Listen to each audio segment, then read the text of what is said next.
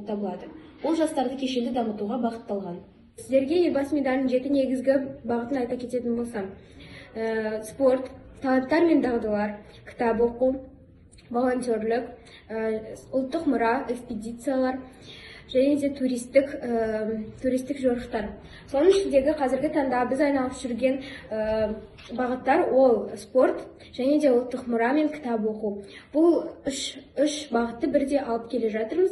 Оның кезектен апта сайын берілетін тапсырмалары: кітап оқуда өзінің берілген кітабын оқимыз, және де ұлттық мұрада біздің қазақи тамақтарды дайындаймыз, ал спортта қазіргі таңда мен коньки спортымен айналысып жатырмын. Мен үшін елбасы медалі жобасы өте қызықты да пайдалы жобалардың бірі болып саналады. Осы жоба арқылы мен өз-өзімді жан-жақты дамыта бастадым. Және мен үшін осы жобаның ішінде ең қызықты кезеңдердің бірі ол туристік бағыт болып саналады. Туристік бағыт арқылы біз әртүрлі қалаларға барып, ол қалалардың ерекшеліктерімен таныса аламыз. Сондықтан да осындай қызықты тапсырмаларды орындау үшін және өз-өзіңізді жан-жақты дамыту үшін мен елбасы медалі жобасына қатысуға сіздерді шақырамын.